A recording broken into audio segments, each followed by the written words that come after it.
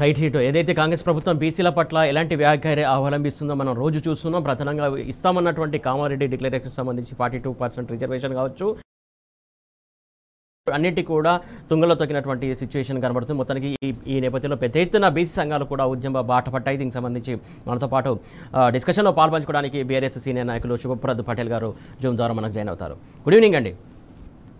Good evening Suresh గారు.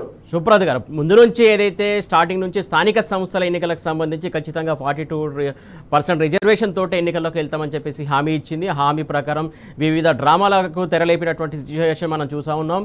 చివరికి ఆఖరికి దాదాపు 42 కాదు 17.8% రిజర్వేషన్ తోటి స్థానిక సంస్థల ఎన్నికలకు కాంగ్రెస్ పార్టీ వెళ్తున్నటువంటి అంశం. దీనికి సంబంధించి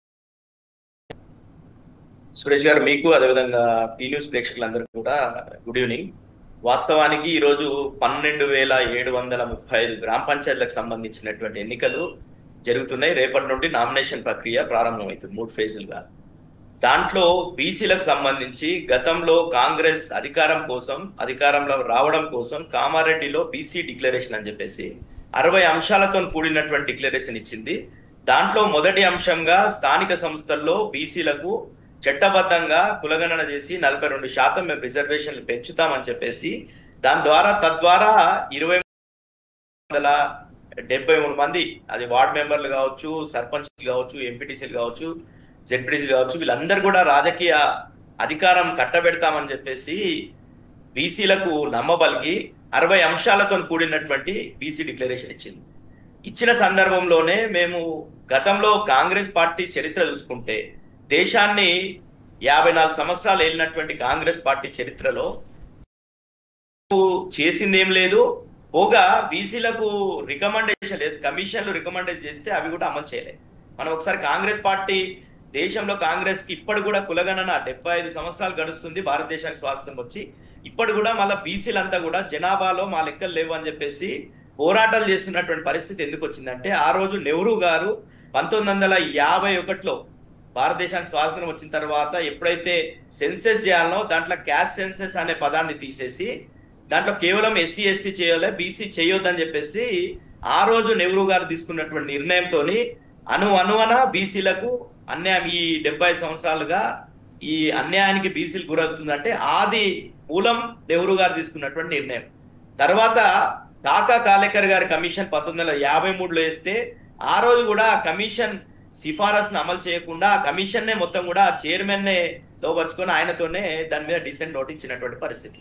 అదేవిధంగా బీపీ మండల్ గారు మండల్ కమిషన్ సిఫారసులు చేస్తే 1980లో సిఫారసు చేస్తే 27% బీసీలకు విద్యా ఉద్యోగాల్లో రిజర్వేషన్ కల్పించాలని చెప్పేసి బీపీ మండల్ గారు సిఫారసు చేస్తే 1990 వరకు అధికారంలో ఉన్నటువంటి నాటి ఇందిరాగాంధీ గారు కావచ్చు, రాజీవ్ గాంధీ గారు కావచ్చు, ఇవి ఆ మండల్ కమిషన్ సిఫారసులను అమలు చేయకుండా తొక్కిపెట్టింది కాంగ్రెస్ పార్టీ వారి అధినాయకత్వం. అదే కాకుండా విపి సింగ్ గారు ఎప్పుడైతే ఈ మండల్ కమిషన్ సిఫారసులను అమలు చేయాలని పార్లమెంట్ లో పెడితే ఆ రోజు దాన్ని వ్యతిరేకంగా మాట్లాడింది ఈ బీసీలకు రిజర్వేషన్లు ఇస్తే సమాజం విడిపోతా అని చెప్పేసి మాట్లాడినటువంటి వ్యక్తి రాజీవ్ గాంధీ గారు. ఈ రోజు వీళ్ళు కామారెడ్డి డిక్లరేషన్ కన్నా ముందు మనం చూస్తే ఉదయపూర్ డిక్లరేషన్ అని ఇచ్చారు. ఉదయపూర్ డిక్లరేషన్ లో స్పష్టంగా ప్రతి పార్లమెంట్ కి 2 అసెంబ్లీ స్థానాలు ఇస్తామని చెప్పారు. చెప్పిన సందర్భంలో జరిగినటువంటి అసెంబ్లీ ఎన్నికల్లో మన దగ్గర 17 పార్లమెంట్లు ఉంటే తెలంగాణలో 34 సీట్లు కేటాయించారు. కానీ ఆ రోజు 20 సీట్లు కూడా కేటాయించకుండా అవి కూడా ఎక్కడ చార్మినార్లో, యాగత్పురాల్లో మొత్తం కూడా గెలవమని తెలిసే దగ్గర మొత్తం బీసీలకేసి అప్పుడు కూడా మోసం చేశారు కాంగ్రెస్ పార్టీ. ఈరోజు అధికారంలోకి వచ్చిన సందర్భంలో 42% రిజర్వేషన్లతో పాటు చాలా అంశాలు, ముఖ్యంగా బీసీలకు సప్లాన్, మహాత్మా జ్యోతిబా పూలే పేరు మీద సప్లాన్ తీసుకొని వస్తాం.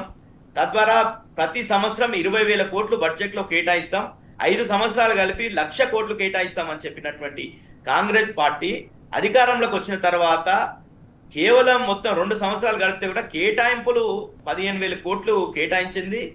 మొత్తం 2 సంవత్సరాలు కలిపి కూడా దాంట్లో ఖర్చు పెట్టింది 3-4 వేల కోట్లు మాత్రమే. ఈరోజు అట్లనే చాలా అంశాలు, ఎంబీసీలకు మంత్రిత్వ శాఖ ఏర్పాటు చేస్తామన్నారు, సివిల్ కాంట్రాక్ట్లలో కూడా 42% బీసీలకు వాటా ఇస్తామన్నారు. అదేవిధంగా గౌడన్నలకు కేసీఆర్ గారు 15% రిజర్వేషన్ ఇస్తే దాన్ని పెంచి 20% చేస్తామన్నారు. కనీసం ఎలాంటి ఆర్థిక ఇబ్బందులు లేనటువంటిది జనగాం జిల్లాకు జయశంకర్ జిల్లా అని పెడతామన్నటువంటిది ఆ వాగ్దానం కూడా నెరవేర్చినటువంటి పరిస్థితి. ముద్రాలను బీసీ డి గ్రూప్ల నుండి ఏ గ్రూప్ లో కలుపుతాను అన్నారు. ఇట్లా గొల్ల కుర్మలకు మొత్తం బ్యాంకుల ద్వారానే 2 లక్షల రూపాయలు ప్రతి యూనిట్ కి చెల్లిస్తాము అని చెప్పినటువంటి 2వ విడత గొర్రెలకు పంపించేస్తామని చెప్పారు. ఇట్లా అనేక అంశాలు, చాలా విషయాలు. అదేవిధంగా ప్రతి మండలంలో ఒక నవోదయ తరహాలో రెసిడెన్షియల్ స్కూళ్ళు ఏర్పాటు చేస్తామని చెప్పారు బీసీలకు. ఎక్కడ కూడా ఒక్క హామీ అంటే ఒక్కటి కూడా కామారెడ్డి డిక్లరేషన్ లో ఈ 2 సంవత్సరాల కాలంలో ఏమీ చేయలేదు. ఇక రిజర్వేషన్ విషయానికి వస్తే ఆది నుండి తప్పటడుగులే. వాళ్ళు చేసినటువంటి కులగణన పేరు మీద చేసినటువంటి సర్వేలో మొదటి నుండి కూడా మేము చెప్పినాం. ఆ రోజు నేను బీసీ కమిషన్ సభ్యునిగా ఉన్నా. ఈ కాంగ్రెస్ కేసీఆర్ గారు నియమించిన తర్వాత 9 కూడా బీసీ కమిషన్ సభ్యునిగా ఉన్నాం. మేము ఆ రోజు చెప్పినాం, మీరు ఈ రకంగా మీరు చేస్తే కుదరదు. రిజర్వేషన్ పెంచుకునేకే కేవలం మార్గం ఏంటంటే రాజ్యాంగ భద్రత ఉండాలి. 9th షెడ్యూల్ చేర్చితే తప్ప రిజర్వేషన్ పెంచే పరిస్థితి లేదు.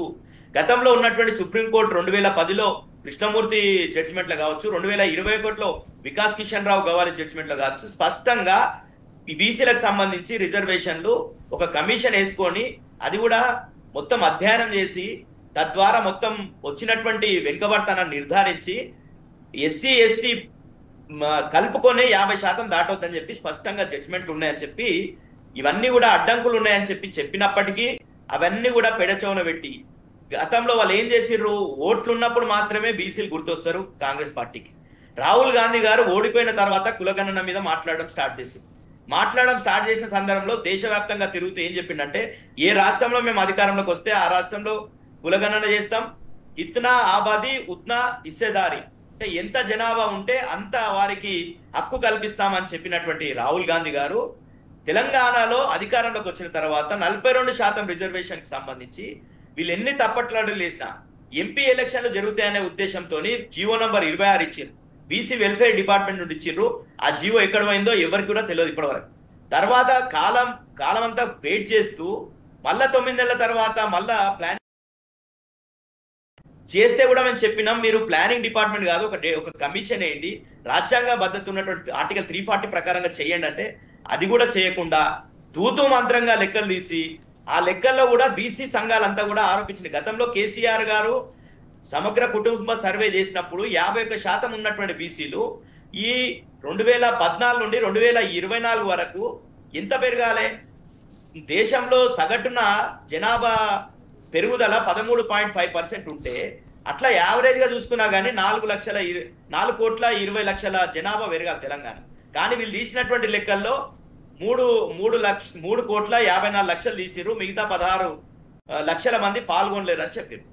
వాళ్ళు తీసినటువంటి లెక్కల్లో బీసీలను తగ్గించి 46% చేయడం వల్ల బీసీ సంఘాలంతా కూడా ఆరోపణలు చేసినాయి. శివప్రసాద్ గారు, ఏదైతే సర్వేలో పాల్గొనలేదంటే పాల్గొనకపోవడానికి ప్రధాన కారణం ఏంటంటే వాళ్ళు చేస్తున్నటువంటి సర్వే హేతుబద్ధంగా లేదని అనుకోని పాల్గొనలేదనుకోవాలా, లేకుంటే ఎందుకు అనుకోవాలి? అసలు దానికి సంబంధించి కూడా ఎందుకు ప్రభుత్వం క్లారిటీ ఇవ్వలేకపోయింది అనుకోవాలి మనం? వాస్తవానికి జస్టిస్ ఈశ్వరయ్య కమిషన్ చైర్మన్ గా చేశారు. పెడితే రౌండ్ టేబుల్ సమావేశం పెడితే నా ఇంటికే రాలేదు లెక్కలు తీయనికే, ఈ రోజు మా 3,54,00,000 నా లెక్కలే లేవని చెప్పినటువంటి పరిస్థితి. అట్లా చెప్పినాక కూడా అప్పుడు ఏదో ఆన్లైన్ చేసి మొత్తం హైదరాబాద్ లో పూర్తి స్థాయిలో సర్వే నిర్వహించలేరు. ఎక్కడ కూడా ఏదంటే ఉత్త పేపర్లు ఇచ్చిర్రు, వీళ్ళు రాసుకుని వచ్చినటువంటి పరిస్థితి. మొత్తం కూడా జనాభా లెక్కలు కరెక్ట్ చేయలేరని ముందటి నుండి కూడా బీఆర్ఎస్ పార్టీగా స్పష్టంగా అసెంబ్లీలో ప్రవేశపెట్టమన్నాం లెక్కలు. అది ఎక్కడ కూడా లెక్కలు పెట్టలేరు. పెట్టకపోగా ఎదురుదాడి, కేసీఆర్ గారు రిజర్వేషన్ తగ్గించిండు, 34% ఉన్నటువంటి రిజర్వేషన్ 23% తగ్గించిండని చెప్పినటువంటి రేవంత్ రెడ్డి గారు వీళ్ళు చేసినటువంటి ఘనకార్యం ఏ విధంగా ఉందంటే, ఈరోజు ఎంత ఘోరంగా బీసీలు ఎంత మనోవేదనకు గురవుతున్నారంటే, వీళ్ళు చేసేటటువంటి విధానాలన్నీ తప్పు చేసి ఈ 2 సంవత్సరాల కాలాన్ని మొత్తం కూడా వేస్ట్ చేసి, ఎక్కడ జరగాల్సిన చర్చ పార్లమెంట్ లో జరగాలి. వీళ్ళు కరెక్ట్ గా లెక్కలు తీసి ఒక చట్టాన్ని తయారు చేసి దాన్ని తీసుకుపోయి పార్లమెంట్ లో ఈరోజు 8 మంది ఎంపీలు తెలంగాణ నుండి ఉన్నారు. దేశవ్యాప్తంగా 99 మంది కాంగ్రెస్ కి ఎంపీలు ఉన్నారు. వాళ్ళ ఇండి కూటమికి దాదాపు 240 మంది ఎంపీలు ఉన్నారు. ఆ పార్లమెంట్ లో కనీసం ఒక ప్రైవేట్ మెంబర్ బిల్లు పెట్టేటటువంటి ప్రయత్నం చేయలేరు. కనీసం రాహుల్ గాంధీ గారు ఈ విషయం మీద మాట్లాడలేడు. వాళ్ళ పార్టీ నాయకత్వం ఎవరు కూడా వాళ్ళు దీని మీద మాట్లాడలేదు.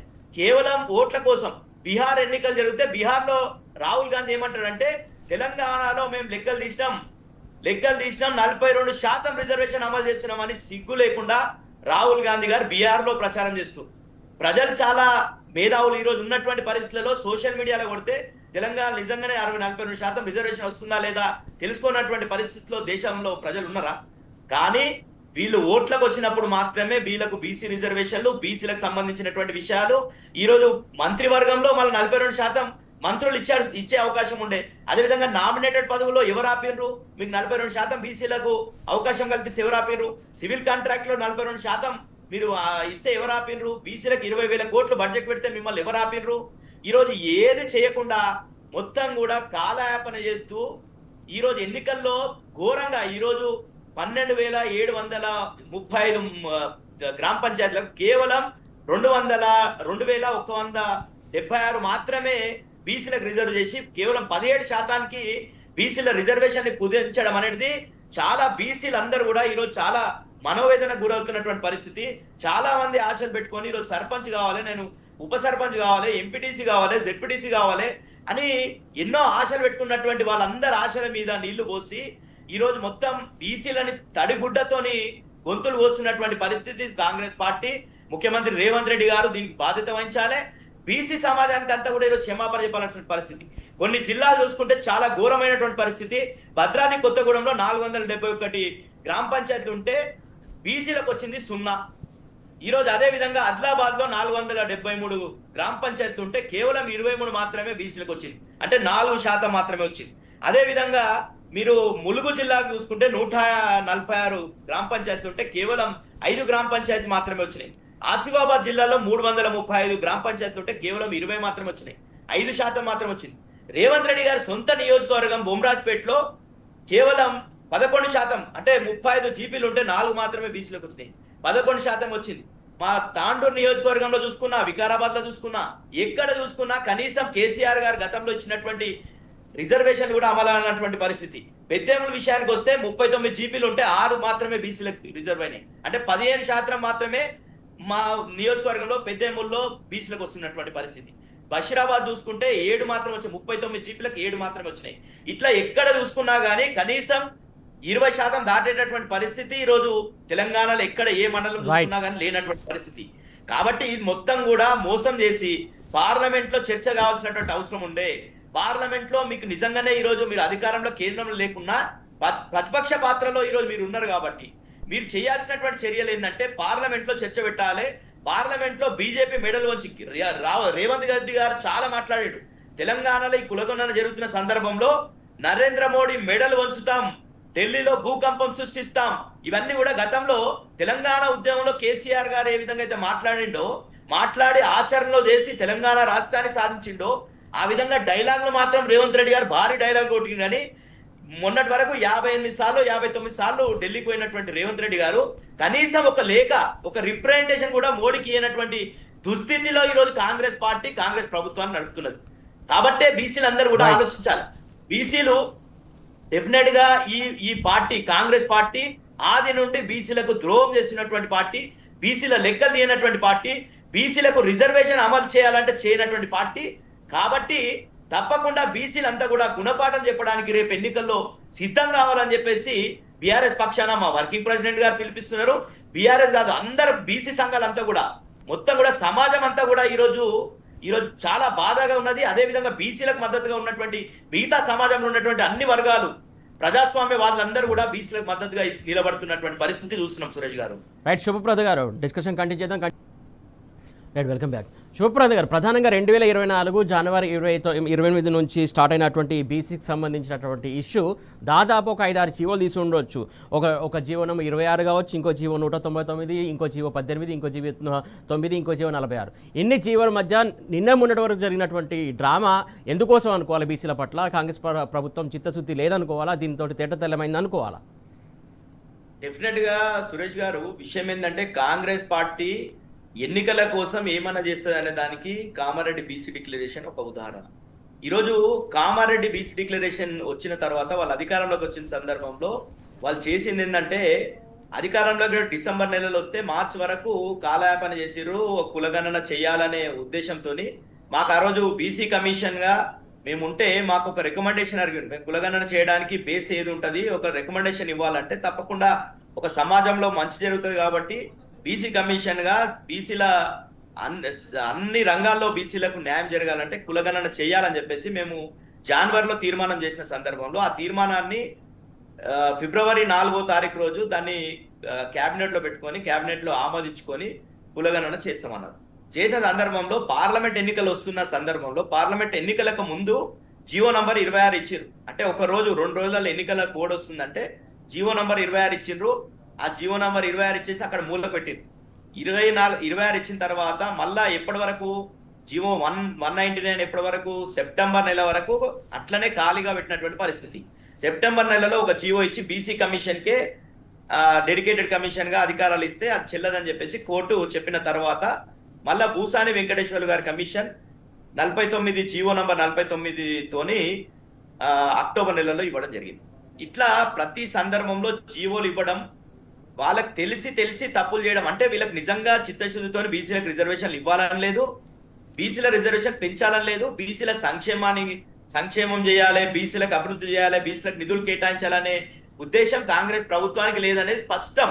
ఎందుకంటే 60 అంశాలు ఉంటాయి కామారెడ్డి డిక్లరేషన్ లో. ఒక్క అంశం అంటే ఒక్క అంశాన్ని జోలికి పోకుండా, ఒక్క అంశాన్ని ముట్టుకోకుండా ఈరోజు 2 సంవత్సరాల కాలం గడిపేసి మేము బీసీలకు ఏదో చేస్తున్నామని చెప్పబోయి రాహుల్ గాంధీ గారు ఆడుతున్నటువంటి డ్రామాలో ఇక్కడ కాంగ్రెస్ ప్రభుత్వం ఆడింది అంతే.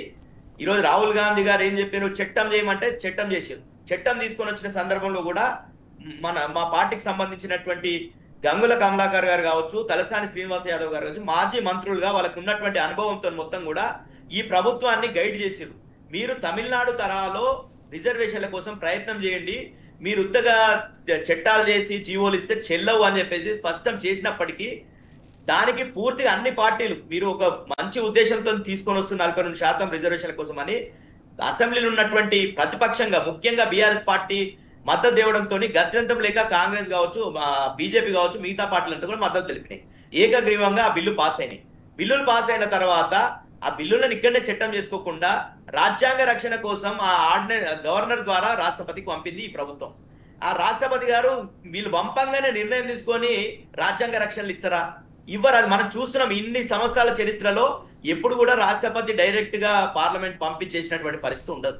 అది తెలిసినటువంటి కాంగ్రెస్ చేయాల్సినటువంటి ప్రయత్నం చేయకుండా చట్టాలు చేస్తే, గతంలోనే బీహార్ మోడల్లో చేయకండి, మీరు బీహార్ లో చట్టం చేస్తే కొట్టేసి అని చెప్పి స్పష్టంగా చెప్పింది బీఆర్ఎస్ పార్టీ. అయినప్పటికీ పెడచోన పెట్టి అక్కడ రాష్ట్రపతి దగ్గర బిల్లులు పెండింగ్ ఉండగా మళ్ళీ ఒక ఆర్డినెన్స్ మేఘాల మీద ఒక ఆర్డినెన్స్ తీసారు. ఆర్డినెన్స్ తీస్తే మళ్ళీ అది గవర్నర్ దగ్గర పెండింగ్ అయింది. ప్రధానంగా ఏదైతే కామారెడ్డి డిక్లరేషన్ లో చూసుకున్నట్టయితే ఏదైతే మున్సిపాలిటీలు కావచ్చు, గ్రామ పంచాయతీలకు సంబంధించి 23,000 మంది పైచీలకు బీసీలకు రాజకీయ ప్రాతినిధ్యం ఈ 42% రిజర్వేషన్ తోటి తీసుకొస్తామని చెప్పేసి కాంగ్రెస్ పార్టీ చెప్పినటువంటి సందర్భం ఆ డిక్లరేషన్లో.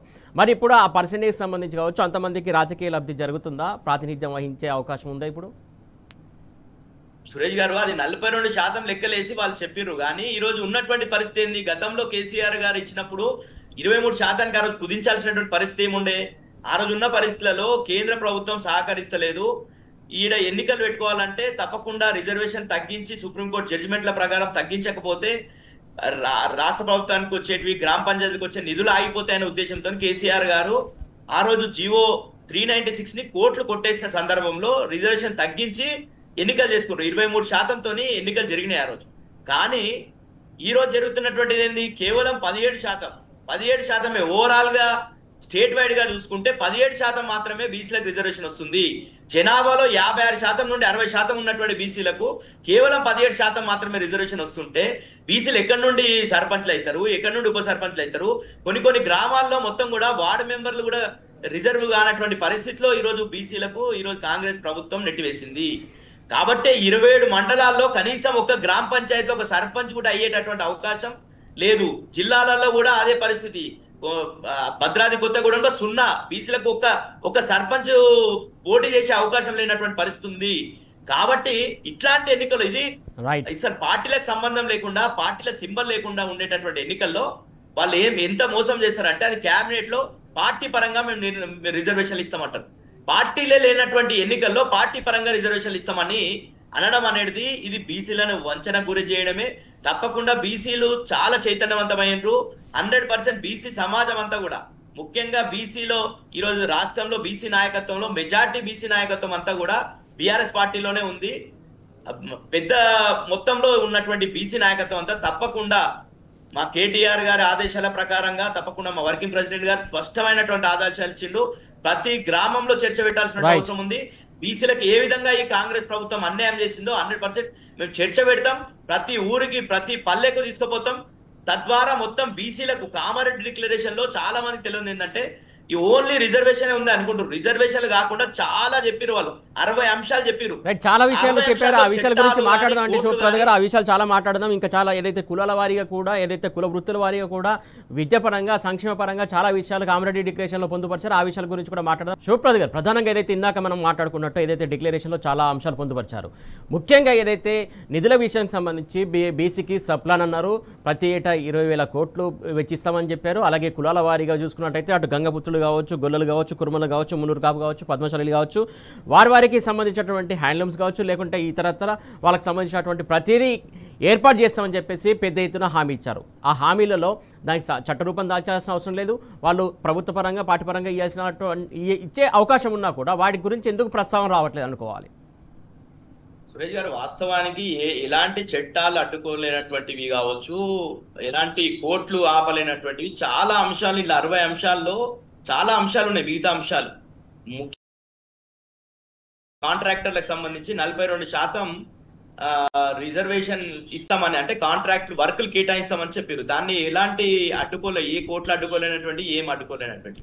అదేవిధంగా గొల్ల కురుమలకు సంబంధించి ఈరోజు చాలా స్కీముల్లో కేసీఆర్ గారు ఇచ్చిన దానికన్నా బెటర్ గా ఇస్తామని చెప్పినటువంటి చూసినాం. గొల్ల కురుమలకు సంబంధించి వీళ్ళు వచ్చి అధికారంలోకి రాగానే 100 రోజుల్లో 2వ విడత గొర్రెల పంపిణీ కార్యక్రమం చేస్తామన్నారు. అది బ్యాంకుల ద్వారానే గొల్ల కురుమలకు చెల్లిస్తామని చెప్పారు. అదేవిధంగా చాలా అంశాలు ఈరోజు మత్స్యకారులకు సంబంధించి మొత్తం కూడా సబ్సిడీలతోని మొత్తం కూడా చేప పిల్లలు మొత్తం ప్రతి చెరువులో చేప పిల్లల ఇడవడానికి కావచ్చు, ఒక మత్స్యకార అభివృద్ధి బోర్డు కూడా ఏర్పాటు చేస్తామన్నటువంటి ఎలాంటివి చేయలేదు. అదేవిధంగా పద్మశాలీలకు సంబంధించి పవర్ లూమ్స్ మరియు పరికరాల మీద 90% సబ్సిడీ ఇస్తామన్నారు. అది ఎక్కడ అమలు జరగలేదు. మంగళ్లకు, స్వర్ణకారులకు, కమ్మర్లకు, ఒడ్రంగులకు, కుమ్మర్లకు 90% సబ్సిడీతోని టూల్ కిట్స్ ఇస్తామన్నారు. అది ఎక్కడ కూడా అమలు చేయలేదు. రజక యువతకు మొత్తం కూడా లాండ్రీలు ఏర్పాటు చేసుకొని ప్రతి ఒక్క యువతకు 10 లక్షలు కేటాయిస్తామన్నారు. అదేవిధంగా రాష్ట్ర వ్యాప్తంగా దోబిఘాట్లు ఆధునీకరణ కోసం మొత్తం కూడా ప్రతి జిల్లాకు 10 కోట్లు కేటాయిస్తామన్నారు. అది ఎక్కడ చేయలేదు. ఇలాంటివి చెప్పుకుంటూ పోతే చాలా మున్నూరు కాపులకు సంబంధించి కార్పొరేషన్ ఏర్పాటు చేస్తామన్నారు. దానికి అదేవిధంగా యువ పారిశ్రామికవేత్తలకు కూడా మొత్తం కూడా సబ్సిడీతోని రుణాలు ఇస్తామని చెప్పారు. ఎక్కడ జరగలేదు. ఇట్లా పోయి మొత్తం చూసుకుంటే అదేవిధంగా కేవలం ఈరోజు జనగామ జిల్లాకు సర్దార్ సర్వాయి పాపన్న గౌడ్ పేరు పెడతామన్నారు. దానికి ఎలాంటి ఏం అడ్డొచ్చిందో కూడా తెలియదు. కాబట్టి ఇవి ఏవి కూడా చేయనేకే, అంటే చేసే చిత్తశుద్ధి లేదు కాంగ్రెస్ అనేది మొదటి నుండి కూడా. మొత్తం కాంగ్రెస్ పార్టీ చరిత్ర తెలిసినటువంటి మేమందరూ కూడా ఎప్పుడు కూడా ఇది అమలు చేస్తారు. బీసీలకు ఏదో కాంగ్రెస్ పార్టీతోని, కాంగ్రెస్ ప్రభుత్వంతోని ఏదన్నా ఒరగబెడతారనే నమ్మకము బీసీ మేధావులలో ఎవ్వరికి లేదు. ఈరోజు దాన్ని నమ్మినటువంటి వాళ్ళు కొంతమంది, ఎవరైతే బీసీ సంఘాలు నడుపుతున్నటువంటి వాళ్ళు కొంతమంది ఏదైతే ఉన్నారో రాష్ట్రంలో, వాళ్ళందరూ కూడా అత్యుత్సాహంతో వీళ్ళు తెచ్చినటువంటి జీవో ల్యాంగనే వీళ్ళ పాలాభిషేకాలు, ఆర్డినెన్స్ ల్యాంగనే పూలాభిషేకాలు ఇవన్నీ చేసి సన్మానాలు చేసినటువంటి వాళ్ళందరినీ ఈరోజు వాళ్ళు ఏమైంది వాళ్ళ పరిస్థితి, మళ్ళా వాళ్ళందరూ కూడా తిరగబడి ఈరోజు గాంధీ భవన్ ని మొత్తం కూడా ముట్టడి చేసేటటువంటి పరిస్థితి ఉంది. అదే విధంగా మిగతా వాళ్ళందరూ, మిగతా నాయకత్వం అంతా కూడా దీక్షలు చేసేటటువంటి పరిస్థితి ఉంది. ఇదంతా కూడా చూస్తే తెలంగాణ ఉద్యమంలో శివప్రసాద్ గారు, దీక్షల గురించి అంటే ఒక విషయం మాట్లాడాల్సి వస్తుంది. దీక్షలకు సంబంధించి కావచ్చు, స్ట్రైక్స్ కావచ్చు, ధర్నాలు కావచ్చు, ఇప్పుడు ప్రధానంగా ఇప్పుడు బీసీ సంఘం సంబంధించినటువంటి నాయకులు చేస్తున్నారు. పెద్ద ఎత్తున ఉద్యమం జరుగుతుంది. ప్రధానంగా అసలు జరగాల్సిన యుద్ధం ఎక్కడ జరగాలి, ఎక్కడ అమలు కావాలి, ప్రధానంగా దీనికి సంబంధించి ఏదైతే చట్టబద్ధత కావచ్చు, లేకుంటే 9th షెడ్యూల్లో పెడితే తప్ప ఈ బిల్లు వచ్చే సమస్య లేదు. ముఖ్యంగా ఇక్కడ ఉన్నటువంటి కాంగ్రెస్ 8 మంది ఎంపీలు కావచ్చు, లేకుంటే బీజేపీ 8 మంది ఎంపీలు కావచ్చు, అలాగే ప్రధానంగా ఏదైతే బీసీ జాక్ సంబంధించి చైర్మన్ ఆర్ కృష్ణయ్య గారు కూడా కావచ్చు, వాళ్ళు రాజ్యసభ మెంబర్గా ఉన్నారు. డిసెంబర్ 1 నుంచి పార్లమెంట్ సెషన్ స్టార్ట్ అవుతున్నాయి. అక్కడ ఫైట్ చేయాల్సినటువంటి అవసరం లేదు. అక్కడ ఫైట్ చేస్తే ఈ బిల్లుకి సంబంధించి కదలికలు రావటారా? ఆ రకంగా వీళ్ళు అడుగులు వేస్తారా, వేయరా? అలా చిత్తశుద్ధి ఛాన్స్ సుదీర్ఘంగా మేము డిస్కస్ చేసిన సందర్భంలో కూడా బీసీ నాయకత్వం అంతా కూడా బీఆర్ఎస్ పార్టీకి సంబంధించి ఈ రెండు పార్టీలు, రెండు జాతీయ పార్టీలు మోసం చేస్తున్నాయి. వీళ్ళేమో తెస్తాము ఇస్తామని చెప్పినటువంటి కాంగ్రెస్ 8 మంది ఎంపీలు ఉన్నారు ఇక్కడ తెలంగాణ నుండి. వీళ్ళు ఎక్కడ కూడా ఉలుకు లేదు పలుకు లేదు. కనీసం వాళ్ళ బీసీలకు సంబంధించి తెలంగాణలో ఈ విధంగా మేము కులగణన చేసినాం, మేము చట్టాలన్నీ రాష్ట్రపతి దగ్గర పెండింగ్ ఉన్నాయి, లేకపోతే గవర్నర్ దగ్గర పెండింగ్ ఉన్నాయి, లేకపోతే కోర్టులు అడ్డుకుంటున్నాయని కనీసం పార్లమెంట్ లో ఒక్క సందర్భంలో కూడా తెలంగాణ నుండి ఉన్నటువంటి 8 మంది కాంగ్రెస్ ఎంపీలు ప్రశ్నించలే. అదే విధంగా బీజేపీకి సంబంధించిన 8 మంది ఎంపీలు ఉన్నారు, వాళ్ళు ప్రశ్నించలేరు. అయిపోయినటువంటి పరిస్థితి. నిజంగానే బీఆర్ఎస్ పార్టీకే సభ్యులు ఉంటే ఈరోజు కేసీఆర్ గారి నాయకత్వంలో ఈరోజు మొత్తం పార్లమెంట్ ని గతంలో ఈ ముస్లింలకు ఎస్టీలకు సంబంధించిన రిజర్వేషన్ బిల్లు పంపిస్తే అక్కడ పెండింగ్ లో పెడితే కేంద్రంలో ఒక పార్లమెంట్ సెషన్, బడ్జెట్ సెషన్ అంతా కూడా నిలిపివేసినటువంటి పరిస్థితి ఆ రోజు ఉన్నది కేసీఆర్ గారి నాయకత్వంలో బీఆర్ఎస్ పార్టీకి. బీఆర్ఎస్ పార్టీ అంటే ప్రజల కోసం కొట్లాడేటటువంటి పార్టీ, ప్రజల గొంతుగా ఉన్నటువంటి పార్టీని ఈరోజు గొంతు లేకుండా ఈ రెండు జాతీయ పార్టీలు మేమిద్దరం కొట్లాడుతున్నామని డ్రామాలు చేసి ఇక్కడ గెలిచిన తర్వాత ఆడ పార్లమెంట్ లో తెలంగాణ ప్రజల, ముఖ్యంగా బీసీల గొంతు వినిపించేటటువంటి పరిస్థితి ఈరోజు పార్లమెంట్ లో లేకుండా పోయింది. అయినప్పటికీ ఈరోజు రాజ్యసభలో మా పార్టీకి సంబంధించి 4 ఎంపీలు ఉన్నారు. రవిచంద్ర గారు కూడా మొన్ననే మాట్లాడాడు, తప్పకుండా మీ అందరూ కూడా ప్రైవేట్ మెంబర్ బిల్లు తీసుకురావచ్చే ప్రయత్నం, అక్కడ సంఖ్య సరిపోకున్నా కానీ మిగతా వాళ్ళని అందరినీ కూడా వాళ్ళని బతిమలాడి ఎవరైతే కలిసి వచ్చేటటువంటి వాళ్ళు ఉంటారో రాజ్యసభలో వాళ్ళందరినీ కలుపుకొని తప్పకుండా పార్లమెంట్ లో ఒక ప్రైవేట్ మెంబర్ బిల్లు బీసీలకు సంబంధించినటువంటి పెట్టే ప్రయత్నం బీఆర్ఎస్ పార్టీ చేస్తుంది. 100% చర్చ జరగాల్సింది పార్లమెంట్ లో, చట్టం కావాల్సింది పార్లమెంట్ లో. మా వర్కింగ్ ప్రెసిడెంట్ కేటీఆర్ గారు స్పష్టంగా అసెంబ్లీ సాక్షిగా చెప్పిండు, జరగాల్సిన చర్చ పార్లమెంట్ లో, చేయాల్సిన చట్టం పార్లమెంట్ లో. మీరు ఈ రోజు అసెంబ్లీలో చేసి బీసీలను ఎందుకు మోసం చేస్తున్నారు అని చెప్పేసి స్పష్టంగా కేటీఆర్ గారు అడిగినప్పటికీ ఈ ప్రభుత్వం దగ్గర సమాధానం లేదు. ఈ రోజు రాహుల్ గాంధీ గారు దేశవ్యాప్తంగా తెలుగు సామాజిక న్యాయం అని ఈరోజు తెలంగాణ రోల్ మోడల్ అని చెప్తున్నటువంటి రాహుల్ గాంధీ గారు ఈ రోజు ఈ బీసీల రిజర్వేషన్ కి సంబంధించిన అంశంలో ఎందుకు పార్లమెంట్ లో ప్రస్తావిస్తలేడు? ఎందుకు వాళ్ళ పార్టీ నాయకత్వం ఎందుకు అడుగుతలేదు? ఒక ప్రయత్నం ఎందుకు చేస్తలేదు అనేది తెలంగాణ సమాజం అంతా కూడా అడుగుతున్నటువంటి ప్రశ్న.